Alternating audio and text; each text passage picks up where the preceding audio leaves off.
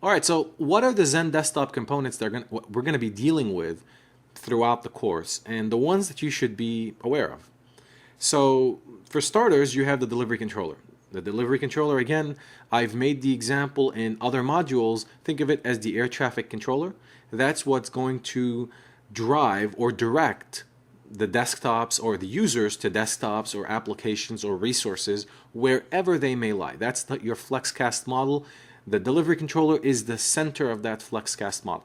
So users are going to come in, they're going to ask for resources. The delivery controller is going to direct them to the available resources on the most optimal server or VM that is available to take care of their needs.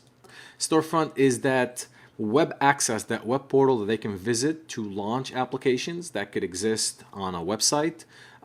They can access the applications from receiver, obviously. These are different components of Storefront, but think of Storefront as that web gateway that would allow you to launch applications from it. Provisioning services, and you'll see provisioning services is in a different color because while it's a component of XenDesktop, you can do without it. You can, instead of using provisioning services, for instance, you might want to use machine creation services, which arguably could be easier to deploy and maintain, and we'll see throughout the course because we're going to be using both of them, which one you kind of lean towards more.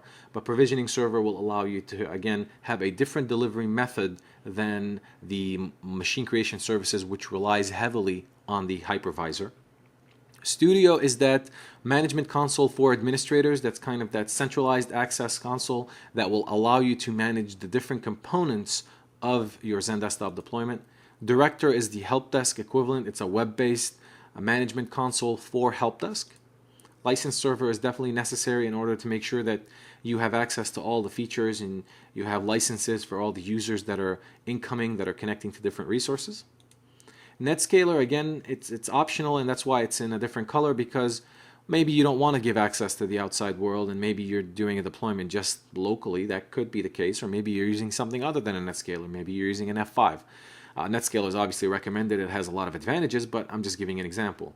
So Netscaler is when you want to give that SSL secure, proxy access or reverse proxy access back into your environment to access all these resources securely. And then you obviously need a database to kind of maintain all the settings and all the configurations and everything that you're going to be making. So those are the core features, so to speak, of XenDesktop that we're going to be building throughout the course.